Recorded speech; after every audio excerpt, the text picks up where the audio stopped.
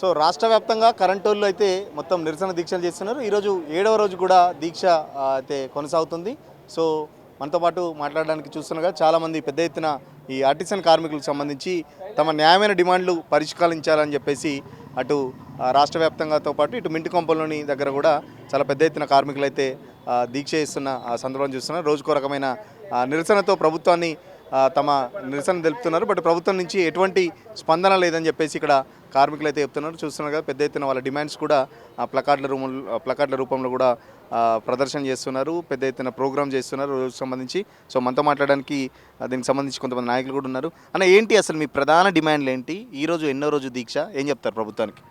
ఈరోజు మాది జేఏసీ పిలుపులో భాగంగా 7వ రోజు దీక్ష కొనసాగుతుంది సార్. మాకు ప్రధానమైన డిమాండ్ ఏపీఎస్బి రూల్స్ కావాలి, వెంటనే కన్వర్షన్ చేయాలి. తర్వాత మాకు ఈ డిమాండ్లలో ప్రధానమైనది ముఖ్యంగా ఏపీఎస్బి రూల్సే. మాకు 2017లో ఆర్డర్ ఇచ్చారు. అప్పటి గవర్నమెంట్ మిమ్మల్ని డిపార్ట్మెంట్లో పర్మనెంట్ చేస్తున్నామని ఆర్డర్ ఇచ్చిన తర్వాత ఒక ఆర్డర్ క్యాన్సిల్ చేసి సెకండ్ ఆర్డర్ తీసుకొచ్చింది. అదే రోజు రాత్రి తీసుకొచ్చింది. అది స్టాండింగ్ రూల్స్ ఉన్నాయి. అంటే మీకు పర్మనెంట్ వాళ్ళకు ఉన్నంత వ్యత్యాసము ఉండదు అందులో. అసలు పర్మనెంట్ వాళ్ళకు ఉన్నంత జీతాలు కానీ లీవ్స్ కానీ ఏముండదు. పర్మనెంట్ వాళ్ళకు దాదాపు 350 లీవ్స్ ఉంటాయి. అవి అమ్ముకోవచ్చు, యూజ్ చేసుకోవచ్చు. మెడికల్ లీవ్స్ ఉంటాయి. మాకు మెడికల్ లీవ్స్ ఉండవు. మాకు ఎటువంటి లీవ్స్ ఉంటాయి? ఒక 12 లీవ్స్ ఉంటాయండి. 12 లీవ్స్, సంవత్సరానికి 15 లీవ్స్ ఉంటాయి. ఆ 15 లీవ్స్లో తండ్రికి కానీ తల్లికి కానీ భార్యకి కానీ పిల్లలు కాకపోతే ఒక్క లీవ్ కూడా ఇవ్వరు. అది కూడా చాలా బతిమలాడుకోవాలి మేము, ఏఈలను కానీ ఇక్కడ ఉన్న ఆఫీసర్స్. ఎందుకంటే లీవ్ పెట్టకపోతే ఆ రోజు కట్ చేస్తారు, మేమోలాగా మళ్ళీ బెదిరిస్తారు. ఎందుకు ఆ స్టాండింగ్ ఆర్డర్స్ ఎందుకు పెట్టారు? అప్పట్లో తెలియదు మాకు. యాక్చువల్లీ మిమ్మల్ని పర్మనెంట్ చేస్తున్నామంటే డబ్బా తీసేసుకున్నాం, సంతకాలు పెట్టాం. తర్వాత మాకు తెలిసింది. కొంతమంది నాయకులు ఉన్నారు. ఆ నాయకుల్లో అప్పట్లో ఏం జరిగిందో తెలియదు, కానీ మాకు పర్మనెంట్ అయినామనేది ఖుషితో తీసుకున్నాం. ఇప్పుడు ఈ గవర్నమెంట్, అప్పుడు ఆ గవర్నమెంట్ మిమ్మల్ని మోసం చేసింది. స్టాండింగ్ ఆర్డర్ ఇచ్చి మిమ్మల్ని మోసం చేసింది. మా గవర్నమెంట్ వస్తే పక్కా మీకు ఏపీఎస్బి రూల్స్, మీకు గవర్నమెంట్కి సంబంధించిన ఏమవుతున్నాయో కంపల్సరీ మిమ్మల్ని విలీనం చేస్తాం, కన్వర్షన్ చేస్తామని గౌరవనీయులు బట్టి విక్రమార్క గారు, గౌరవనీయులు రేవంత్ రెడ్డి సార్ గారు ముఖ్యమంత్రి వీళ్ళు చెప్పడం జరిగింది. సబ్ స్టేషన్లు తిరుగు, 133 కేవీలు జరిగి, పాదయాత్రలు వీళ్ళిద్దరు చాలా చెప్పడం జరిగింది. అట్లాంటప్పుడు మేము మెమరాండాలు ఇచ్చినాం. అప్పుడు ఏమంటారు, దాంట్లో ఉన్న ఆపోజిట్ పార్టీలో ఉన్న ఈ కాంగ్రెస్ పార్టీ వాళ్ళ పెద్దలకు మెమరాండాలు ఇచ్చినాం పాదయాత్రలో. మేము కంపల్సరీ మా గవర్నమెంట్ వస్తే మేము కంపల్సరీ పర్మనెంట్ చేస్తామన్నారు. సార్, మీరు పర్మనెంట్ కాదు కదా, కనీసం మేము జేఏసీగా ఏర్పడి 18 నెలలు అవుతుంది. ఇందులో 2-3 సార్లు మేము జేఏసీగా మీకు మెమరాండాలు ఏం జరిగింది. మళ్ళా ఇప్పుడు కార్మికుల ఐక్యత మొత్తం ఒక్కటాయి. ప్రతి ఒక్క యూనియను, చిన్న యూనియన్ నుంచి పెద్ద యూనియన్, పేర్లు చెప్పే యూనియన్ వరకు అందరు కార్మికులు ఒక్కటయ్యారు. ఆ కార్మికులు ఒక్కటై జేఏసీగా ఏర్పడ్డాం. సార్, మేము జేఏసీ అసలు విద్యుత్ శాఖలో మీ విధులు ఏముంటాయి? రెగ్యులర్గా మీరు ఏమేమి డ్యూటీలు చేస్తారు? ఎట్లా ఉంది అసలు పరిస్థితి? ఎట్లా ఉంది? ఎంతమంది ఉంటారు రాష్ట్ర వ్యాప్తంగా మీరు మొత్తం? సార్, మేము రాష్ట్ర వ్యాప్తంగా ఫస్ట్ చేసినప్పుడు 23,000 మందిని పర్మనెంట్ చేసినామని చెప్పారు. అందులో కొంతమంది చనిపోవడం జరిగింది, కొంతమంది రిటైర్మెంట్ అయ్యిండ్రు, కొంతమంది ఏమో జేఎల్ఎంగా వాళ్ళ పోస్టులు తంబాలెక్కి వాళ్ళు రిక్రూట్మెంట్ అయ్యిండ్రు. అందరు బోంగా ఇప్పుడు 19,600 చిల్లర మంది ఆర్టిజన్ కార్మికులు ఉన్నారు. అలాగే అన్మ్యాను, మీటర్ రీడర్స్ వీళ్ళకు 2,000, 3,000 మొత్తం మళ్ళీ ఇప్పుడు 23,000 మంది ఉన్నారు ఇందులో. మాకేందంటే మేము ఈ చీపురుగట్టతో ఊడ్చేదానికి అక్కడి నుంచి లాస్ట్ 133-400 కేవీలో పనిచేసే వరకు మేమే సార్. మేమే ఆపరేషన్లో కానీ, లైన్లు గుంజడంలో కానీ, ఎమర్జెన్సీలో కానీ, సెక్షన్లో కానీ, ప్రతి అమౌంట్ దాంట్లో వసూలు చేసే విషయంలో కానీ ఆర్టిజన్ కార్మికుడే ఉన్నాడు. ఇక్కడ నేను ఇంకొకటి చెప్తున్నా, ఈ ప్రతి మా వర్క్ ఏంటంటే దాదాపు మేము చెప్పిన కదా ఇందాక, పోల్ ఎక్కి చనిపోతారు సార్. మీరు చూసి ఉంటారు చాలామంది తొడలు కాలిపోయి, కాలు కాలిపోయి, ఒక చెయ్యి లేకుండా, కొంతమంది అయితే చెయ్యిలో ఉండే ఇట్లా మాంసం తెలినే ఉంటాయి. ఇట్లాంటిదో ఆర్టిజన్ కార్మికునికే యాక్సిడెంట్లు అవుతాయి, ఆర్టిజన్ కార్మికునికే కరెంట్ షాక్ కొడుతుంది. పర్మనెంట్ వాళ్ళకు చూడండి ఎక్కడన్నా పోయి ఇప్పటి వరకు ఏమన్నా అయిందా? ఈ ఆర్టిజన్ కార్మికుడే ఊడవాలన్నా, స్తంభం ఎక్కాలన్నా, లైన్ గుంజాలన్నా, బ్రేక్ డౌన్ చేయాలన్నా ఏదైనా ఆర్టిజన్ కార్మికుడే. ఇక్కడ జీతాల గురించి కూడా చాలా పెద్ద ఎత్తున ప్రచారం జరుగుతుంది సార్. మాకు ఒక ఆర్టిజన్ కార్మికుడు గ్రేడ్ 1, గ్రేడ్ 2, గ్రేడ్ 3, గ్రేడ్ 4 అంటే ఏమంటారు బీటెక్ చేసిన వాళ్ళు కానీ, డిగ్రీలు చేసి డిప్లొమా చేసిన వాళ్ళకు గ్రేడ్ 1, ఐటీఐ చేసిన వాళ్ళకు గ్రేడ్ 2, 10th క్లాస్ చదివిన వాళ్ళకు గ్రేడ్ 3, ఏం చదివిన వాళ్ళకు 5th 5 గ్రేడ్ 4. వాళ్ళకి జీతాలు 25,000 నుంచి ఉంటాయి సార్. స్టార్టింగ్ 25,000. గ్రేడ్ 1 వరకు వచ్చే వరకు 45,000 ఉంటాయి సార్. వాళ్ళకి అట్లుండదు సార్. ఒక జైల్లో మీరు జాయిన్ అయిందంటే మా గ్రేడ్ 1 వ్యక్తి ఎంత తీసుకుంటారో అంత శాలరీ వస్తుంది. మళ్ళీ మాకు ఎటువంటి బెనిఫిట్ లేవు, పెయిడ్ లీవ్స్ లేవు, మెడికల్ లీవ్స్ లేవు. లేడీస్కి అయితే అట్లాంటి లీవ్స్ లేవు. మళ్ళీ వాళ్ళకి ఏదైనా అదే అంటున్నాం. మాకు రూల్స్ ఇదే కంపెనీలో చేస్తున్నాము. మేము ఇదే కంపెనీలో చేసినప్పుడు పర్మనెంట్ అని మాకు ఇచ్చారు. మేము పర్మనెంట్ అని చెప్పుకుంటున్నాం, ఎక్కడ పోయినా పర్మనెంట్ అనే చెప్తున్నాం. కానీ మరి పర్మనెంట్ పబ్లిక్కి తెలిసేటట్టు చేసిరు సార్. అసెంబ్లీ సాక్షిగా పోయిన గవర్నమెంట్ కానీ ఈ గవర్నమెంట్ కానీ అసెంబ్లీ సాక్షిగా అప్పట్లో ఆపోజిట్ పార్టీకి ఉన్న మన బట్టి విక్రమార్క సారే వీళ్ళకు మోసం చేసిర్రు మీరు అని చెప్పేసి చెప్పడం జరిగింది. మరి సార్ వచ్చినాక, సార్ మేము 18 నెలల నుంచి మీకు మెమరాండాలు ఇస్తున్నాము మా జేఏసీ తరపు నుంచి, ఒక్క మెమరాండంకు కూడా మాకు ఆన్సర్ లేదు. గత 18 నెలల నుంచి మేము మెమరాండాలు ఇచ్చుకుంటూ వస్తున్నాము. మాకు పిలవటానికి ఉండలేదు. మేము పోయి కలుతామంటే కూడా కలుస్తలేరు. అసలు మేము మాట్లాడతాము అంటే కూడా సార్ టైం ఇస్తలేడు. సార్ మీకు ఎటువంటి ఒత్తిళ్లతోని ఓఎన్ఎం స్టాఫ్ కానీ అందులో ప్రభుత్వం వచ్చే నష్టం ఏంటి అసలు? మరి మిమ్మల్ని పర్మనెంట్ చేస్తే ఆల్రెడీ కాంగ్రెస్ పార్టీ ప్రచారంలో చెప్పిందని చెప్తున్నారు. సో పర్మనెంట్ చేయడానికి ప్రభుత్వానికి ఉన్న ఇబ్బందులు ఏంటి? ఏమన్నా డబ్బు సమస్యనా, లేకపోతే ఇంకేమన్నా సమస్యలు ఉన్నా డిపార్ట్మెంట్ వైజ్గా ఏం చెప్తారు సార్? ఇప్పుడైతే పర్మనెంట్ చేయడానికి ఎటువంటి నష్టం లేదు. నేను కుల్లా చెప్తున్నా, అసలు నష్టమే లేదు. ఎందుకంటే మాకు జేఎల్ఎంలోకి ఉన్నంత అటో ఇటో శాలరీ వస్తుంది. మాకు పర్మనెంట్ చేసి ఏపీఎస్బి రూల్స్ ఇవ్వమన్నాం. అది కూడా కన్వర్షన్ ఎట్లా చేయమంటున్నాము? మా చదువుని బట్టి ఇవ్వమంటున్నాం. మీకు చదువుని బట్టి ఇస్తే కూడా మీకు దాంట్లో బడ్జెటే ఉండదు. ఓకేనా? అదొకటి. రెండోది, పర్మనెంట్ చేయడం వల్ల మాకు ఏపీఎస్బి రూల్స్ వస్తాయి, మాకు మెడికల్ పెరుగుతుంది. వాళ్ళకి ఇస్తారు మెడికల్, మాకు మెడికల్ కంటిన్యూ ఉంటుంది. అందులో ఎటువంటి బటన్ ఉండదు. మాకు పర్మనెంట్ చేయడం వల్ల మీకు బడ్జెట్లో ఎటువంటి కోత ఉండదు. మాకు అదే ఉంటుంది. కానీ శాలరీస్ పెరిగాయి. మీకు తర్వాత పెంచితే, తర్వాత పిఆర్సీ అట్లా ఇస్తే అప్పుడు అందరికి పడుతుంది, మాకు పడుతుంది. అయినా మాది సింపుల్గా 40,000 జీతగాళ్ళం మేము. మీకు ఎటువంటి భారం పడదు. అదే పర్మనెంట్ వర్గంకి అయితే 10 రూపాయలు ఇచ్చినా మీకు లక్షల కొద్ది జీతం పెరుగుతుంది. మాకు 10 రూపాయలు ఇస్తే 29,000 బేసిక్ శాలరీ ఉన్నవాళ్ళు ఎంత పెరుగుతుంది సార్? నువ్వు 9%, 10% ఇచ్చినా వాళ్ళకి 900 రూపాయలు పెరుగుతుంది. మరి 900 రూపాయలు పెరిగితే అదే పర్మనెంట్ వర్కరు 1,00,000, 2 లక్షలు తీసుకొని 3 లక్షల దాకా తీసుకొని బయటకు పోయి మార్కెట్లో ఉల్లిగడ్డ టమాటా కొంటే గదే 30 రూపాయలు ఇస్తాడు. వీడు పోయినా గదే 30 రూపాయలు ఇస్తారు. మరి 9,000 జీతగాడు 30 రూపాయలు కొంటాడు, 3 లక్షల జీతగాడు 30 రూపాయలు కొంటాడు సార్. మరి వీళ్ళు ఎట్లా బతకాలి? వీళ్ళకు కూడా భార్య పిల్లలు ఉన్నారు సార్. ఇద్దరు పిల్లలు ఉంటారు, తల్లిదండ్రులు ఉంటారు. చనిపోయిన ఆర్టిజన్కి అయితే భార్య పిల్లలు ఉంటారు. వాళ్ళ కొడుకు ఎక్కింది అనుకోండి డ్యూటీ, లేకుంటే వాళ్ళ భార్యను ఎక్కింది, వాళ్ళ తమ్ముడు వాళ్ళ బిడ్డను ఎక్కింది, వాళ్ళ బిడ్డ ఎక్కింది అనుకో, వాళ్ళ భార్య ఎక్కింది అనుకో, వాళ్ళ అమ్మ నాయనని చూసుకోవాలి, వాళ్ళ తాతలను చూసుకోవాలి, వాళ్ళని చూసుకోవాలి. ఈ 9,000 డ్యూటీలో ఎవరైనా చనిపోతే మీ ఫ్యామిలీకి సంబంధించి అట్లా ఉద్యోగాలు ఇస్తారా? మరి ఇస్తారు, ఉద్యోగాలు ఇస్తారు. అది కూడా మేము ఎంబడి వాడి చేసుకోవాలి. అది చేసుకుంటేనే ఉద్యోగాలు ఇస్తారు. రండి అని ఎవరు పిలవరు సార్. ఆ రూల్స్లో కొన్ని 1-2 రూల్స్ ఉంది కాబట్టి మేము ఎంబడి వాడి సంవత్సరం తండ్రి చనిపోయిన తర్వాత మేము ఎంబడి వాడి మాకు తెలిసిన రూల్స్ ప్రకారం పోయి ఓ సంవత్సరం నర పడుతుంది సార్ వాళ్ళు డ్యూటీ ఎక్కే వరకు. కానీ చనిపోయి అదే సార్ 9,000 బేసిక్కే సార్ వాళ్ళకి ఇచ్చేది. మా కొడుకు కానీ, మా బిడ్డే కానీ, లేదంటే మా భార్య కానీ డిగ్రీలు చేసినా ఇయ్యరు. ఏది ఇప్పుడు విద్యార్హత బట్టి అస్సలకి ఇయ్యరు.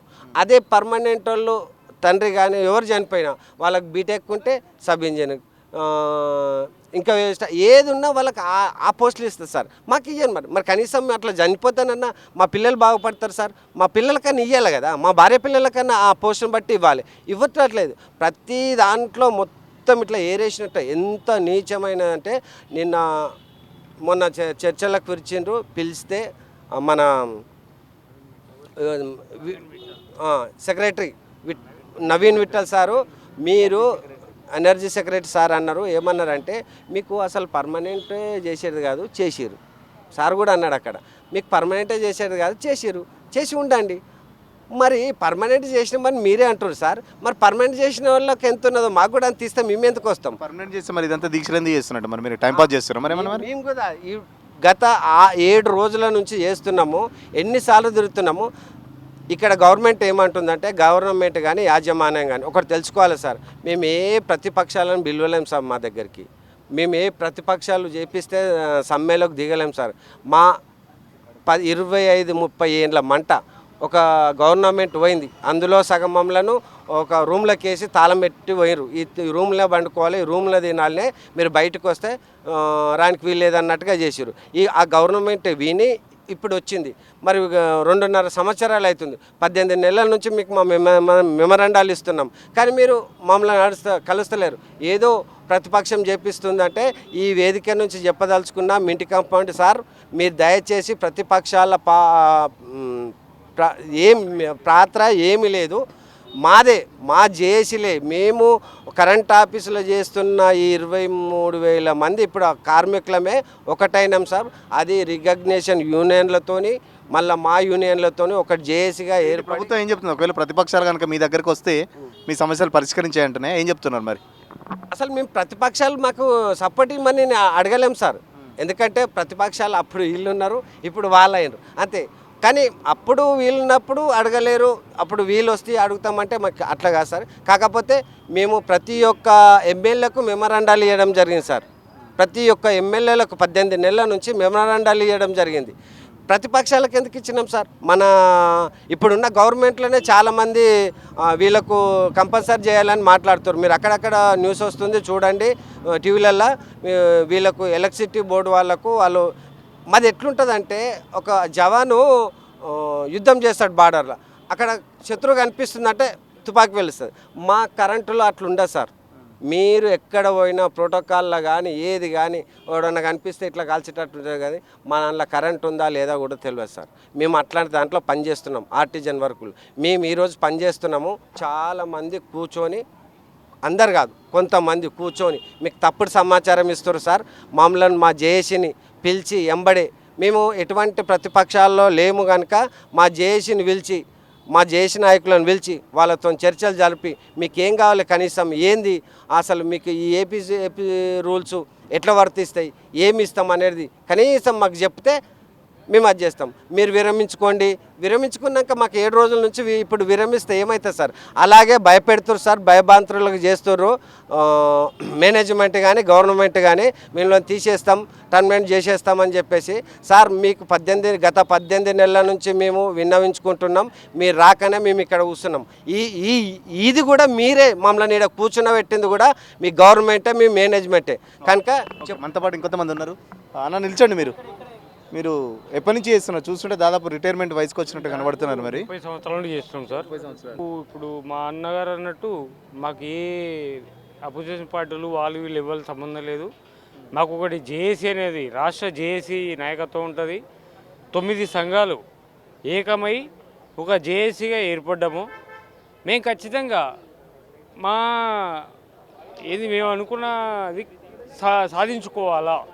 యాజమాన్యం కానీ గవర్నమెంట్ కానీ, యాజమాన్యానికి అన్నట్టు 18 నెలల నుంచి మేము మెమరాండాలు ఇస్తూనే ఉన్నాం, వాళ్ళు తీసుకుంటూనే ఉన్నారు. ప్రతి ఎమ్మెల్యే, టీఆర్ఎస్ పార్టీ ఎమ్మెల్యే కావచ్చు, కాంగ్రెస్ ఎమ్మెల్యే కావచ్చు, సిపిఐ ఎమ్మెల్యే కావచ్చు, సిపిఐ ఎమ్మెల్యే కావచ్చు, ప్లస్ మజ్లిస్ ఎమ్మెల్యే కావచ్చు, ప్రతి ఒక్క ఎమ్మెల్యేని కలిసాం, ప్రతి ఒక్క ఎమ్మెల్సీని కలిసాం, ప్రతి ఒక్క ఎంపీని కలిసాం, సీఎంని కలిసాం, బట్టి విక్రమాన్ని కలిసాం. మా సమస్యలు ఇవి సార్, పరిష్కరించారు సార్, పరిష్కరించని చెప్తున్నాం. సరే చూద్దామని చెప్తా ఉంటే ఇప్పుడు వాళ్ళు ఏదో మండివైగా వహిస్తారు. మేము కూడా దాదాపు ఈరోజు 14వ తారీఖు మేము పోయిన నెల 12 నుంచి 13 నుంచే అన్నీ చేసుకుంటా అన్నీ వాళ్ళతో మాట్లాడుకుంటా అందరికీ మెమోరాండాలు ఇస్తూ ఉన్నాం. సార్ మేము లాస్ట్కు ఏప్రిల్ 8కి సమ్మెలోకి వెళ్ళడానికి రెడీగా ఉన్నాము, అంతకుముందే మీకు చెప్తున్నాం సార్ అని ప్రతి మినిస్టర్లకు చెప్తూనే ఉన్నాం. అయినా వాళ్ళు మొండి వైఖరి విడట్లేదు. అవి చూసి 8వ తారీఖు నుంచి మేము సమ్మెలోకి రావడం జరిగింది. మా రాష్ట్ర జేసీ నాయకత్వం ఉంటుంది, వాళ్ళు మాకు రోజు మెసేజ్లు పెడుతుంటారు. ఈరోజు సమ్మెలు కూర్చున్నారు, ఇంకా వాళ్ళు పిలుపు రాలేదు. ఏది మన యాజమాన్యం నుండి కానీ గవర్నమెంట్ నుంచి కానీ. రేపు సమ్మె కంటిన్యూ కావాలంటే వాళ్ళ మాట ప్రకారం మేము కంటిన్యూ చేస్తున్నాం. 3వ రోజు, 4వ రోజు, 5వ రోజు. నిన్న కార్మిక శాఖ నుంచి అటు మా యాజమాన్యానికి ఇటు మాకు ఇద్దరికి మధ్యవర్తిగా కార్మిక శాఖ ఉండి పిలిపించింది. ఎందుకు వీళ్ళను ఇట్లా కూర్చోబెడుతున్నారు, యాజమాన్యం ఏం చేస్తుంది, ఇద్దరి సమస్యలు ఏందో చెప్పురంటే వాళ్ళు ఏదో ఇక ముండిపోకడ పోతున్నారు. ఇక మా వాళ్ళు చెప్పేకాడ చెప్పారు, మేము రూపాయి అడుగుతాం, ఆయన ఆటాన్ని ఇస్తా అని చెప్పాలి, లేకపోతే 30 పైసలు ఇస్తా అని చెప్పాలి. ఏం లేకుండా మొండి వైఖరి చేస్తే మళ్ళీ మా స్టేటు జేఏసీ ఏం చెప్పిందంటే 17 తారీఖు మళ్ళీ మున్సిపల్ కమిషనర్ వాళ్ళు 17 తారీఖు మళ్ళీ చర్చలకు ఆహ్వానించారు. అందుకే మళ్ళీ ఈ రోజు నుంచి కంటిన్యూ సమ్మెలకు దిగండి అని చెప్పిండు. వాళ్ళ మాట ప్రకారంగా మేము కంటిన్యూ సమ్మె చేస్తాం, ఖచ్చితంగా చేస్తాం. సో అన్న ఏంటి 7 రోజుల నుంచి మీరు నిరసన దీక్షలు చేస్తున్నారు, ప్రభుత్వం అయితే పట్టించుకున్న పాపాన పోవట్లేదు, మరి ఏం చెప్తాను ప్రభుత్వానికి? మేము ప్రభుత్వానికి ఒకటే చెప్తున్నాం సార్, మేము గత ప్రభుత్వంలో కాంట్రాక్ట్ వ్యవస్థ నుంచి మేము యూనిట్గా ఉండి మేము ధర్నా చేసినాం. ధర్నా చేసి సంస్థలో మేము పనిచేస్తున్నప్పుడు ఈ థర్డ్ పార్టీ విధానం వద్దనే ఉద్దేశంతో ఆ రోజు మేము పనిచేసినాం. అప్పుడు కూడా మేము ఐటీఐ చేసినాం, ఎలక్ట్రీషియన్ ఐటీఐ చేసినాం, పీజీ ఉన్నది, అన్నీ ఉన్నాయి, విద్యార్హతలు ఉన్నాయి. ఎందుకు మమ్మల్ని ఇది థర్డ్ పార్టీ కింద పెడుతున్నాం? అప్పుడు ఉద్యమం చేసిన సందర్భంలో ఆ ప్రభుత్వం ఏం చేసిందంటే మేనేజ్మెంట్ దిగి వచ్చి ఈ జేఏసీగా మేము ఎన్నో ఉద్యమాలు చేసేస్తే ఆ రోజు విధి లేని పరిస్థితిలో మేము ఏమన్నాం సార్, ఆ రోజు ఏనంటే ఒకే సమస్యలో ఒకటే రూల్ ఉండాలి, ఒకటే సమస్యలో ఒకటే రూల్ ఉండాలి, మా విద్యార్హతను బట్టి మీరు అంచెలంచెలుగా మేము రెగ్యులరైజ్ చేయమన్నాం. మరి ఆ రోజు కూడా త్రిసభ్య కమిటీ వేసినటువంటి అప్పుడున్న ప్రభుత్వం వేసి మాకు నిజంగానే రెగ్యులరైజ్ చేస్తున్నామని అసెంబ్లీ సాక్షిగా ఆ రోజు ఉన్నటువంటి ముఖ్యమంత్రి వారు చెప్పడం జరిగింది. చెప్పినాక మేము నిజంగా సంతోషించినాం, సంబరాలు చేసుకున్నాం, పాలాభిషేకాలు చేసినాం. మా ప్రభుత్వానికి తెలంగాణ రాష్ట్రం వచ్చింది. ఆంధ్ర విడిపోయినాక నిజంగా మన ఉద్యోగాలు మనకు అసలు కాంట్రాక్ట్ వ్యవస్థ ఈ తెలంగాణ రాష్ట్రంలో ఉండదని మాట ఇచ్చిన గౌరవనీయులు మాజీ ముఖ్యమంత్రి చెప్పిండ్రు. ఈ రోజు మమ్మల్ని రెగ్యులరైజ్ చేసిన సంతోషంతో ఉన్నాం. ఇది ఎక్కడ అన్యాయమో మళ్ళీ మేము రెగ్యులరైజ్ అయినామనే ఉద్దేశంలో మేము చర్చలకు పోయినప్పుడు నేను ఒక కంపెనీ నాయకునిగా, నా పేరు కావాలి వెంకటేష్, నేను టీజీఎస్పీటీసీఎల్ సెక్రటరీని. ఆ రోజు చర్చలకు పోయినాం. మేనేజ్మెంట్ ప్రభాకర్ సార్ అప్పుడు సీఎండీ గారు ఉన్నారు గౌరవనీయులు. మేము చర్చలకు పోయినాం. చర్చలకు పోయినప్పుడు ఏపీఎస్ రూల్స్ అడిగినప్పుడు వాళ్ళు ఏమన్నారంటే 100% మీకు ఏపీఎస్ రూల్స్ ఇస్తాము, కానీ బయట వ్యక్తులు పోయి ఏ విధంగా వాళ్ళకి ఏపీఎస్ రూల్స్ ఇస్తారనే ఉద్దేశంతోనో వాళ్ళు కోర్టులో కేసు వేయడం జరిగింది. అందుకే మీకు ఆ కేసు అయిపోయిన బట్టి చేస్తామన్నారు. అట్టి కేసును కూడా ఒక హైకోర్టు అడ్వకేట్ సీనియర్ అడ్వకేట్ను మా సొంత డబ్బులతో మేము పెట్టి మేము ఎందుకు కొట్టేపించినామంటే దానికి కూడా ఉంది మా దగ్గర ఆన్సర్. ఈ విద్యుత్ సంస్థలో మరి ఎన్ఎంఆర్ అని ఒక పేరుండే సార్, వాళ్ళు గుంతలు తీసేవాళ్ళు, వాళ్ళకి చదువు లేకుంటుండే, వాళ్ళకి ఈ రోజు రెగ్యులరైజ్ ఏపీఎస్ రూల్స్ వచ్చింది సార్. మరి విలేజ్ ఎలక్ట్రీషియన్ అని ఉండే సార్, వాళ్ళకు కూడా మరి మాలాగానే వాళ్ళు పిలుచుకొచ్చి పని చేయించారు, వాళ్ళకు కూడా రెగ్యులరైజ్ చేసిండ్రు. మరి కాంట్రాక్ట్ వ్యవస్థను కాంట్రాక్ట్ కార్మికులను కూడా రెగ్యులరైజ్ చేశారు. మేము అదే అడుగుతున్నాం, మన సంస్థలో నిజంగానే మీరు మేము అడిగిన గొంతమ్మ కోరిక ఎక్కడనే అయ్యిందా, మన సంస్థలో జరిగిందంటే మేము ఎవిడెన్స్ చెప్పినాం. మేము ఆ రోజు లేబర్ కమిషనర్ గారు చెప్పినాము, మా చర్చలు చూపించినాము. మరి ఆ విధంగా మేము చేస్తామని మాట ఇచ్చిండ్రు. కోర్టులో కేసు అయిపోయినాక కూడా చేయలేదు. మరి స్టాండింగ్ ఆర్డర్ తీసుకొచ్చాడు. ఈ స్టాండింగ్ ఆర్డర్ అనేది నిజంగా మాకు ఈ స్టాండింగ్ ఆర్డర్ తెస్తారని అనుకోలేదు. అది ఎప్పుడో ఆంగ్లేయుల కాలంలో ఉన్నటువంటి చట్టాలను, భారతదేశం స్వతంత్రం రాకముందు ఆ ఆంగ్లేయుల చట్టాలు ఉండే సార్, ఆ చట్టాలను తీసుకొచ్చి మాకు పెట్టింది సార్. మా విద్యుత్ సమస్యల మీరు వింటారు సార్, జేఎల్ఎం అంటారు, మరి ఎలక్ట్రీషియన్ అనగా పేరు విన్నారు, ఇవన్నీ పేరు విన్నారు. ఈ ఆర్టిజన్ అనే పేరు కొత్త పేరు సార్. ఈ పేరు అనేది మాకు ఎందుకు తలగబెట్టినరో లేదు, మాకైతే చాలా అన్యాయం జరుగుతుంది. ఇప్పుడు మీరు మాట్లాడించారు, మా తన చాలా ఏజ్ అయినటువంటి వాళ్ళతో మీరు మాట్లాడించారు సార్. ఆ రోజు కూడా ఈ మాట్లాడినటువంటి మా వాళ్ళు కూడా దాదాపుగా 60 ఏళ్ళకి 55 ఏళ్ళకి వచ్చారు. మరి వాళ్ళ పరిస్థితి ఏంది? మేము ఏం అడుగుతున్నామంటే ఈ సమస్యకు తెలంగాణ రాష్ట్రం సాధించుకున్నాంలో ఇదే మింట్ కంపౌండ్లో ఫస్ట్ మీరు తెలంగాణ ఉద్యమం జరిగితే మేమందరము చొక్కలిట్ చేసి శవాల్లాగా పండుకొని మరి కేంద్రానికి మెసేజ్ పంపించాలంటే 100 మంది పండుకొని పాడేలెక్కి నిరసన వ్యక్తం చేస్తే మాకు ఇచ్చిన బహుమతి ఇదా? ఈరోజు మనం రిటైర్మెంట్ అయిపోతున్నాం, ₹1 ఉండదు సార్. 60 ఇప్పుడు 30 ఏళ్ళు 35 ఏళ్ళు పనిచేస్తే రిటైర్మెంట్ అయ్యేటప్పుడు ఒక 10,000 లేదు, ఒక శాల్వ లేదు, ఒక సన్మానం లేదు. మరి ఏ విధంగా మేము ఇప్పుడు ఏపీఎస్ రూల్స్ ఎందుకు అడుగుతున్నాం సార్ మేము అంటే గత ప్రభుత్వంలో ఎన్నో ఉద్యమాలు చేసినాం, ఆ ప్రభుత్వం చేయలేదు. ఈ ప్రభుత్వము గౌరవనీయుల ముఖ్యమంత్రి వర్యులు కూడా ఆ రోజు సిఎల్పి నాయకుడు ప్రతిపక్ష నాయకుడు ఉన్నాడు, మరి ఆ రోజు సబ్స్టేషన్లకు పోయింది సార్. నేను ఈ మీడియా ద్వారా తెలియజేస్తున్నా సార్, మీరు మర్చిపోయినేమో, మళ్ళీ ఒకసారి మీరు ఒకసారి గుర్తు చేసుకోండి. మీరు ప్రతిపక్షంలో ఉన్నప్పుడు మా సబ్స్టేషన్కి వచ్చి మీరు అందరూ చూసిండ్రు, మా పనులు చూసిండ్రు. అరే ఇదంతా మీరు చేస్తున్నారు, మరి రెగ్యులరైజ్ చేసినారు అన్నారు కదా, చేయలేదు సార్. ఇగో సార్ స్టాండింగ్ ఆర్డర్ ఇచ్చిండ్రు, ఇగో మా బతుకులు ఇట్లున్నాయి సార్, లీవ్స్ ఉండవు సార్. మరి మా భార్య పిల్లలు ఏమన్నా ఆరోగ్యం బాగాలేకుంటే కూడా లీవ్ పెట్టుకునే పరిస్థితి లేదు. లీవ్ పెట్టుకుందామంటే ఆ ఇయ్యాడు ఏడు మేము లీవ్ ఒకవేళ చెప్పి పోలేమనుకో కంపల్సరీ మేమో ఇస్తాడు, రిమూవ్ ఉద్యోగం అంటే. అంటే వేధింపులు ఇట్లా ఉంటాయా నిజంగా? అంటే ఓన్లీ పర్మనెంట్ కాకుండా ఈ ఆర్టిజన్లకు సంబంధించిన వేధింపులు రోజు ఉంటాయా? రెగ్యులర్గా ఎట్లా ఉంటాయి వేధింపులు? వేధింపులు అనేది ఎట్లా అంటే అసలు తెలంగాణ రాష్ట్రం వస్తే ఇట్లాంటి వేధింపులు ఉండవు అనుకున్నాము, కానీ భయంకరంగా వేధింపులు సార్. ఇప్పుడు మేము చేస్తున్నటువంటి పని ఈరోజు 7 రోజులైంది సార్. మీరు ఎక్కడనైనా పోయి సబ్ స్టేషన్లో కానీ మరి ఏ యాప్స్లో అడగండి సార్, కొత్త మీటర్స్ కావాలి కన్జ్యూమర్కు, అవి పెండింగ్ పడ్డాయి, రీడింగ్స్ పెండింగ్ పడ్డాయి, కలెక్షన్ పెండింగ్ పడ్డది. మరి ప్రభుత్వానికి ఎన్ని మెగావాట్లు వాడుతుందాం రోజు అనేది ఆ మెసేజ్ ఉంటుంది, మెసేజ్ని బట్టి మనకు ప్రొడక్షన్ స్టార్ట్ అవుతుంది. అవన్నీ లేవు. పైన ప్రభుత్వం ఏం చేస్తుందంటే ఇవన్నీ బయట చూపించలేదు, కానీ వాళ్ళకు లోపల ఉన్నది పని ఒత్తిడి మాత్రం చూపిస్తలేదు. శ్రమ దోపిడీ. మేము ఒకటిసారి సబ్ స్టేషన్లో 4 ఉంటారు sir, 8 hours duty. 8 hours duty ఒక వీక్లీ ఆఫ్ ఉండాలి సార్. 8 అవర్స్ డ్యూటీ ఉన్నప్పుడు 4 ఆపరేటర్లు సార్. మరి 4 ఆపరేటర్ పోయి 3 అయినారు, 3 పోయి 2 అయినారు. ఇద్దరు ఒక్కరోజు ఒక్క ఆపరేటర్ 10 రోజులు డ్యూటీ చేస్తాడు సార్. 10 రోజులు డ్యూటీ చేస్తే ఇంటికాడ పరిస్థితి ఏంది మాది? మా భార్య పిల్లలు ఏంది? మరి ఇది అణచివేత కదా. ఇప్పుడు బ్రేక్ డౌన్ అయింది అనుకో సార్, మా ఆర్టీజన్ పోవాలి. ఆర్టీజన్కి తప్ప ఆ లైన్ 11 KV ఎక్కడుంది, క్రాసింగ్ ఎక్కడుంది, ఏది ఎల్సీ తీసుకోవాలి, ఏది పని చేయాలో మాకే తెలుసు, వాళ్ళకి తెలియదు. మళ్ళీ మమ్మల్ని రాత్రి 12 గంటలకైనా 1 గంటకైనా 33 KV బ్రేక్ డౌన్ అయినా మేమే చేయాలి. మేము అదే అడుగుతున్నాం. మేము ఇంత పని చేస్తున్నాం సార్, మీరు ఎందుకు మాకు మాట ఇచ్చి ప్రతిపక్షం అంతా మీరు చేస్తారు, పర్మనెంట్ ఏమో జీతాలు తీసుకుంటారా? మరి ఏం చెప్తారు? మరి అదే మేము అదే అంటున్నాం సార్. మేమేమో కష్టం చేయాలి, మాకేమో 30,000 40,000 జీతం ఉంటుంది. 50 ఏళ్ళలోని కూడా 30 ఏళ్ళ జీతం ఉంటుంది. మీకు అదే లైన్ మ్యాన్ ఉన్న లైన్ ఇన్స్పెక్టర్ ఉంటేనేమో 2 లక్షలు ఉంటుంది, ఏఈలకేమో 3 లక్షలు ఉంటుంది. మరి మేము పనిచేస్తే మీరు అనుభవించేది.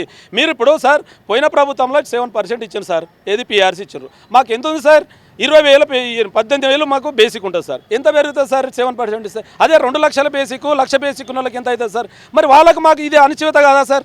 మేము పనిచేస్తే నిరంతరము ప్రజలకు 24 గంటలు మేము నిరంతర విద్యుత్ కంటికి రెప్పలాగా కాపాడుకుంటే మేము పనిచేస్తుంటే ప్రాణాలు పోయి మా భార్య పిల్లలు రోడ్డు మీద పడుతుంటే మీరు మాత్రం ₹1,00,000 అనుభవిస్తుంటే మరి మేము అడగడం కరెక్ట్ కదా? ఇప్పుడు చట్టాలు చెప్తున్నాయి సార్, సుప్రీంకోర్టు చెప్తుంది, హైకోర్టు చెప్తుంది, చేసే పని ఒకటే ఉన్నప్పుడు ఇచ్చే జీతంలో వ్యత్యాసం ఉండొద్దని. మరి ఎక్కడ అమలు అవుతుందని? ఎక్కడ అమలు అవుతుంది? సమాన పని సమాన వేతనం రావట్లేదు కదా. మేము దాని విషయమే మేము ఈ ప్రభుత్వానికి ఎన్నోసార్లు విన్నవించుకున్నాం. మీరు ప్రతిపక్షం ఉన్నప్పుడు మాట ఇచ్చిండ్రు సార్, మాట తప్పిండ్రు. మీరు 2 సంవత్సరాలైంది, మేము సమయం ఇచ్చినాం మీకు. గౌరవ విద్యుత్ శాఖ మంత్రి బట్టి విక్రమార్క గారు కూడా పాదయాత్రలో మాకు మాట ఇచ్చిండ్రు. గత ప్రభుత్వంలో మీకు అన్యాయం జరిగింది, సంపూర్ణమైన మరి బట్టిని ఏమైనా కలిసిరా? ఈ 2 సంవత్సరాల కాలంలో చాలా వరకు మెమోరాండాలు ఇచ్చారు అని చెప్పేసి చెప్తున్నారు మీ వాళ్ళే. డైరెక్ట్ బట్టి గారిని ఏమైనా కలిసే ప్రయత్నం చేశారా? బట్టి గారికి మీ సమస్యల గురించి ప్రయత్నం చేశారా ఏమన్నా? సార్ మేము నిజంగా కొంగ జపం చేసినట్లు మా బాధ ఎట్లా అంటే బట్టి విక్రమార్క గారి కోసము మా శాఖ మంత్రి వర్యులు మరి నిజంగా మేము మా శాఖ మంత్రి వర్యులు కలవడానికి పోతే ఇంతవరకు అపాయింట్మెంట్ లేదు సార్. ఎప్పుడో ఒకసారి ఒక దిక్కు ఆయన అక్కడ సొంత నియోజకవర్గంలో పనిచేస్తున్నప్పుడు అక్కడ ఉన్న మా వాళ్ళు పోతే మెమోరాండం ఇస్తే తీసి చూస్తాంలే అన్నారు. కనీసం సార్ ఈ రోజు 7 రోజులైంది, మీరు మా విద్యుత్ శాఖ మంత్రి వర్యులు మీరు ఎందుకు మమ్మల్ని పిలిపించి చర్చలకు పిలుస్తలేదు? చర్చలకు పిలవకుండా కూడా మొన్న ఎనర్జీ సెక్రటరీ గారు నవీన్ మిట్టల్ గారు చెప్తారు సార్, మేము చర్చలకు పోయినాం, నేను లైవ్ చర్చలకు పోయినప్పుడు సార్ ఏమంటాడు, మీరు ఎట్లా చర్చలకు పోతారు, ఎట్లా సమ్మెకు పోతారంటారు. ఏం సార్ సమ్మెకు మేము మేనేజ్మెంట్కు యాజ్ లీగల్గా మేము సమ్మె నోటీస్ వచ్చినామంటే మీరు సమ్మె విరమించి వస్తే మాట్లాడతాం. ఏం మాట్లాడతారు సార్ అంటానంటే మీరు ఇట్లే సమ్మె చేస్తే 10,000కి ఇస్తే అడ్డ మీదకి వెళ్ళి వస్తారంట. సార్ అడ్డ మీద రావడానికి ఇది నేను ఒకటే చెప్తున్నా ఈ మీడియా నుంచి అడ్డ మీదకి వెళ్ళి తీసుకొస్తే ఈ విద్యుత్ సంస్థలో పనిచేసి పోలేకి పనిచేయడానికి కుదురుతుంది అంటే మీరు నిజంగా తీసి చేయించండి. అడ్డ మీద కూలి కూడా పని చేయాలంటే కూడా ఒక మేస్త్రి పని చేయాలి కూడా ఒక వారం రోజులు ట్రైనింగ్ తీసుకోవాలి సార్. ఈ కంటికి కనిపించని ప్రమాదము విద్యుత్ శాఖ మీద మీరు ఏ విధంగా మమ్మల్ని అవమానిస్తారు? ఈ 23,000 మంది ఆర్టిజన్ ఎంప్లాయీస్ అంతా అవమానించినట్లే. మేము అదే అడుగుతున్నాం, మమ్మల్ని అవమానించకండి. మా న్యాయమైన డిమాండ్లు గాంధీ మార్గంలో మేము పనిచేస్తున్నాం. మీరు చర్చలకు పిలువండి, పిలవకపోతే మేము ఖచ్చితంగా మాకు ఏపీఎస్ రూల్స్ వచ్చే వరకు మేము వెనుకడు చేయకుండా ఈ ప్రభుత్వము ఏపీఎస్ రూల్స్ ఇచ్చి కన్వర్షన్ ఇప్పుడు మరి డిగ్రీ ఉంది సార్, మరి పీజీ చేసిన వాళ్ళు ఉన్నారు, మరి ఇప్పుడు ఏపీఎస్ రూల్స్ ఉంటే వ్యత్యాసమే సార్. ఆ ఏపీఎస్ రూల్స్ ఉంటే అతను చనిపోతే వాళ్ళ భార్యకు కానీ వాళ్ళ బిడ్డలకు కానీ వాళ్ళ కొడుకు కానీ బీటెక్ చేస్తే సబ్ ఇంజనీర్ పోటీస్తారు సార్. మరి మా దాంట్లో సబ్ ఇంజనీర్ ఉన్న బీటెక్ చేసిన వాళ్ళు కూడా గ్రేడ్ 4 ఇస్తారు సార్. గ్రేడ్ 4 జీతం ఇస్తా. ఇప్పుడు నేను ఆర్టిజన్ 2 ఉన్నా సార్. మా ఆర్టిజన్ 2 ఉన్నవాడు చనిపోతే ఆ కుటుంబంలో ఉన్నటువంటి బీటెక్ చేస్తే 18,000 జీతం సార్. మరి నాకు 36,000 జీతం పోయి ఇది ఎక్కడ అన్యాయం? ఇది శ్రమ దోపిడీ కదా, ఇది అన్యాయం కదా? ఈ అన్యాయాన్ని ప్రశ్నించొద్దంటవే. ప్రశ్నిస్తే నువ్వు ఎస్మా ప్రవేశిస్తుంటావు. ఎస్మా ఏ విధంగా చేస్తావు? ఎంతమందిని తీసేస్తావు? నిజంగా ఒకవేళ ప్రభుత్వం అన్నట్టు ఎస్మా ప్రయోగిస్తే ఏంటి మీ పరిస్థితి? రాష్ట్ర వ్యాప్తంగా 26,000 మంది ఉన్నారు. బయట నుంచి కూడా తెచ్చే అవసరమైతే పని చేయించుకుంటామని చెప్పేసి కూడా ప్రభుత్వం జబర్దస్తి చేస్తుంది. నిజంగా అటువంటి సిచ్యువేషన్ వస్తే ఎట్లా ఉండబోతుంది మరి మీ కార్యాచరణ? సార్ నిజంగా సార్ మీరు బయట నుంచి గత ప్రభుత్వంలో కూడా మేము ఇటువంటి పోరాటాలు చేస్తే మీరు తీసుకొచ్చిండ్రు కాంట్రాక్టర్లను ప్రైవేట్ తీసుకొచ్చి దాదాపుగా 300 మంది 400 మంది చనిపోయినరు. వాళ్ళ కోసం మీరు తట్టుకుంటున్నారు. ఇప్పుడు కూడా మీకు తెలుసు బయటికి వెళ్ళి తీసుకొస్తే ఈ విద్యుత్ సంస్థలో పని చేయలేరు. ఎందుకంటే ఇది కనిపించని ప్రమాదము. ఎల్సీ ఏది తీసుకోవాలి, కరెంట్ ప్లస్ ఏంది మైనస్ ఏంది, ఒక ఇంట్లో కరెంటు పోతే ఏ విధంగా మనము ఆ పోల్ ఎల్సీ తీసుకొని ఏబీ స్విచ్ బంద్ చేయాలి అవన్నీ తెలియదు సార్ వానికి. వీళ్ళందరూ మమ్మల్ని భయపట్టించడానికి పబ్లిక్ తప్పుడు సమాచారం ఇవ్వడానికి పనికొస్తుంది తప్ప నిజంగా ఫీల్డ్ మీద పని చేయడానికి మేము తప్ప ఇంకోటి పని చేయడానికి లేదు సార్. ఇప్పుడు ఇంకొకటి సార్, ఇప్పుడు మేము 7 రోజులు అయింది బంద్ చేసి. నిజంగా ఇప్పుడు ఈ ప్రభుత్వం మాట ఇచ్చిందా? మీ తాన క్లిప్స్ ఉన్నాయి సార్. మా పక్షాన నిలబడతారు మీరు. ఎక్కడ అన్యాయం జరిగినా అన్యాయంగా మీరు నిలబడతారు సార్. నిజంగా మా పక్షాన నిలబడండి. నిలబడి మా గొంతు ఒకటే సార్. మీకు తెలుసు మా ప్రాబ్లమ్స్ అన్నీ. ఖచ్చితంగా ఈ ప్రభుత్వానికి చేరే విధంగా చెప్పండి. మీరేం డ్యూటీ చేస్తారు? ఎట్లా ఉంటుంది అసలు మీ డ్యూటీ ఎట్లా ఉంటుంది? నేను ఆర్టిజన్ గ్రేడ్ సార్. నేను దాదాపు 17 ఏళ్ల నుంచి చేస్తున్నాను ఈ సంస్థను నమ్ముకొని. ఈరోజు నిజంగా చాలా సిగ్గుపడాల్సిన అవసరం నా విద్యుత్ సంస్థలో. ఈరోజు అంబేద్కర్ గారి 135వ జయంతి. కానీ ఈరోజు అంబేద్కర్ సాక్షిగా చెప్తున్నాం, మీరు చట్టాలను ఫాలో కావట్లేదు ప్రభుత్వము. మేము దాదాపుగా బాధ ఏంటంటే ఇక్కడ సంస్థలో 3-4 గ్రేడ్లుగా విడగొట్టేశారు మమ్మల్ని. ఒక్కొక్కరి బాధ ఒకటి. దాదాపుగా 60 సంవత్సరాలు ఉన్నాయన 30-35 ఏళ్ళు సర్వీస్ చేసి ఈరోజు రిటైర్మెంట్ అవుతుంటే ఏడ్చుకునే పరిస్థితి. ఒక గవర్నమెంట్ సంస్థలో పనిచేసి ఎలాంటి బెనిఫిట్స్ లేకుండా రిటైర్మెంట్ అయ్యి ఇంటికి వెళ్తున్నారంటే చూడు మా బాధ. అంటే మా భవిష్యత్తు రేపు ఇట్లా ఉంది ఏంటి అని చెప్పేసి చాలా భయాందోళనకు గురవుతున్నాం. అలాగే మన ఆర్టిజన్ కార్మికుల్లోనే అంటే 45 సంవత్సరాలు ఉన్న ఒక ఆర్టిజన్ కార్మికుడు 20-25 సంవత్సరాలు ఈ సంస్థకు సేవ చేసిండు. కానీ తనకు 30,000-35,000 జీతం తీసుకుంటూ పెళ్ళిడికి వచ్చిన అమ్మాయిలు ఉంటారు, పై చదువులకు చదివించాల్సిన పిల్లలు ఉంటారు. నేను గవర్నమెంట్ సంస్థలో పనిచేస్తున్న వాళ్ళకి ఎట్లా చదివించుకోవాలో, ఎట్లా పెళ్లి చేయాలని మనోవేదనకు గురవుతున్నారు విద్యుత్ సంస్థలో కార్మికులము. ఈ విధంగా రకరకాలుగా ప్రాబ్లమ్స్ మా చెప్పలేని. అంటే ఆంధ్రప్రదేశ్ రాష్ట్రం ఉన్నప్పటి నుంచి మేము మోసపోతూనే ఉన్నాము. ఆనాడు తెలంగాణ రాష్ట్రం వస్తే నీళ్లు నిధులు నియామకాల పని చెప్పేస్తే అయ్యో నిజంగా నా తెలంగాణ రాష్ట్రం వస్తే మా బతుకులు మారుతాయి కదా అని చెప్పేసి ఆ రోజు సకల జనుల సమ్మెలో విద్యుత్ కార్మికులుగా మేము పడిన గోస అంత ఇంత కాదు.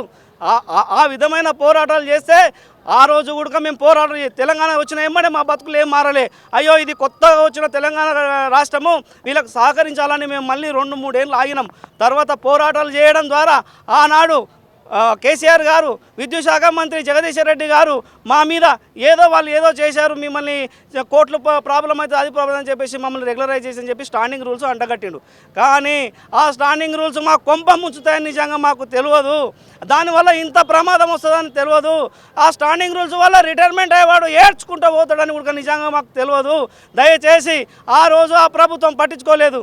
అయ్యో ప్రజాపాలన ఇందిరా రాజ్యం అని చెప్పేసి కాంగ్రెస్ పార్టీ వస్తే మా బతుకులు నిజంగా మారుతాయి అనుకున్నాం. కానీ నిజంగా ఈ 6 రోజులు మేము శాంతియుతంగా ఎలాంటి డిస్టర్బెన్స్ లేకుండా మేము సమ్మె కొనసాగిస్తున్నాం. ఈరోజు బట్టి విక్రమార్క గారు ఇంత కఠినంగా ఉన్నాడా మా మీద? మా బట్టి విక్రమార్క గారైనా మాట్లాడేది అనేది నిజంగా మేము చాలా ఆవేదన గురవుతున్నాము. ఏంది బట్టి అన్న, దయచేసి మా జేఏసీని పిలవండి, మా బాధలు మేము చెప్తున్నాం. ఈ టెంట్ దగ్గరికి మీరు సిటీలో ఏదైనా టెంట్ దగ్గరికి వెళ్ళండి, మా భుజాల మీద కార్మికుల మీద భుజాల మీద చేసి మా గుండె చప్పుడు అయినండి. రిటైర్మెంట్ అయితే వాళ్ళు ఏడ్చుకుంటూ పోతున్నారన్న, దయచేసి మా మీద మా బక్కబలసని ప్రాణాలతో మీరు ఆటలాడవద్దు, మా జీవితాలతో ఆటలాడుకోవద్దు. ఖచ్చితంగా మా రాష్ట్ర జేఏసీని పిలవండి. మా డిమాండ్లో తప్పుంటే అసలు మీరు మమ్మల్ని ఎస్మా కాదు ఏమైనా చేసుకోండి, కానీ మా డిమాండ్లో న్యాయం ఉంది, ధర్మం ఉంది, మా హక్కుల కోసం మేము పోరాడుతున్నాం. అందుకే మేము ఈరోజు మీరు చర్చలకు పిలువనందునే ఈరోజు సమ్మె వరకు వచ్చే పరిస్థితిని తప్పితే మేము ఏదో కావాలనో మాకు 2 లక్షల జీతాలు ఉన్నాయో అయ్యో ఎట్లా ఇంకా కావాలన్న ఆశతోటి మేము ఇక్కడ రాలేదు. దయచేసి ఇది చాలా సమ్మరు పీక్ మూమెంట్ ఉంటుంది విద్యుత్ సంబంధించి డిమాండ్, కానీ చాలా వరకు పవర్ కట్స్ అయితే వస్తున్న పరిస్థితి. మరి ఇలాంటి టైంలో మీరు సమ్మె చేయడం కరెక్టేనా? ఏం చెప్తారు మరి? ఇప్పుడు మాకున్న పవర్ కట్ కంటే ఇది పెద్ద లెక్క కాదన్న, మా జీవితమే పెద్ద పవర్ కట్ లెక్క అయిపోయింది. ఇప్పుడు ఈ ఉన్న యాజమాన్యాలు కానీ ఇప్పుడు ఉన్న ప్రభుత్వం కానీ ఇవాళ 7వ రోజు అన్న మేము ఈ టెంట్ వేసుకొని 7వ రోజు నుంచి నిరంతరం ఈయన కూర్చుంటున్నాము. ఆ సప్లై గురించి అయితే తర్వాత చూద్దాం, కానీ మా బతుకులకైతే వెలుగు లేకుండా అయిందన్న. ఇవాళ 20 ఏళ్ళ నుంచి 25 ఏళ్ళ నుంచి చేస్తున్నాము. రేపు మాపు రిటైర్మెంట్ అయ్యానికే రెడీగా ఉన్నాం మేము. మాకు ఎటువంటి పిలుపు రాష్ట్ర ప్రభుత్వం కానీ మా యాజమాన్యం కానీ పిలిపియలేదు. మా బతుకులలో వెలుగులు నింపుతాడా లేదంటే ఇదే చీకటి బతుకు చేస్తాడా ఈ యాజమాన్యానికి మేము చాలా కళాఖండిగా అడుగుతున్నామన్నా. మేము ఎట్లా అంటే ఇవాళ మీరు ఏ ఒక్క మనిషినైనా అడగండి అన్న, మేము ఎంత సర్వీస్ అయితే ఎంత ఇస్తామో దానికి తగ్గట్టు మేము ఒక వేతనం తీసుకుంటలేమన్నా. అదే అడుగుతున్నాము, గౌరవం అడుగుతున్నాము, అంతకు మించి ఇంకేం లేదన్న మేము కోరేది. Thank you. నిజంగా సమాన పనికి సమాన వేతనం అని చెప్పేసి ఒక పక్కన ప్రభుత్వాలు కానీ కోర్టులు చెప్తుంటే ఇక్కడ మాత్రం మా విషయంలో జరగట్లేదు. అందరికీ వెలుగులిచ్చే మా జీవితాలు మాత్రం చీకట్లుగానే ఉండిపోతున్నాయి. గత ప్రభుత్వం చేసిన మిస్టేక్స్ కానీ ఇప్పుడు ఈ ప్రభుత్వం కూడా కంటిన్యూ చేస్తుంది. ఈ ప్రభుత్వం వచ్చే ముందు ప్రచారంలో చాలా వరకు మాకు మేనిఫెస్టోలో కానీ చాలా వరకు సబ్ స్టేషన్ దగ్గరకు వచ్చి ఇటు రేవంత్ రెడ్డి కానీ అటు బట్టి విక్రమార్క కానీ చాలా వరకు హామీలు ఇచ్చారు. బట్ కనీసం మమ్మల్ని చర్చలకు పిలవట్లేదు. 7 రోజులుగా మేము నిరసన దీక్షలు చేస్తుంటే రాష్ట్ర వ్యాప్తంగా దాదాపు 25,000 మంది కార్మికులు ఉన్నారు. రిటైర్ అయితే కనీసం ఒక ₹1,00,000 కూడా ఇంటికి తీసుకెళ్ళని పరిస్థితి అని చెప్పేసి చెప్తున్న పరిస్థితి. సో ఇప్పటికైనా ప్రభుత్వం చర్చలకు పిలిచి మాకు సంబంధించి మా న్యాయమైన డిమాండ్లు పరిష్కరించాలని చెప్పేసి ముఖ్యమంత్రిని కానీ ఇటు విద్యుత్ శాఖ మంత్రి బట్టి విక్రమార్కను వీళ్ళైతే కోరుతున్నారు. సో ఒకవేళ ప్రభుత్వం చర్చలకు పిలవకపోతే మా సత్తా ఏంటో రానున్న రోజుల్లో చూపెడతామని చెప్పేసి విద్యుత్ కార్మికులు చెప్తున్న పరిస్థితి. అసలైన తొలి వెలుగు. ఫాలో వాట్సాప్ @తొలి వెలుగు official.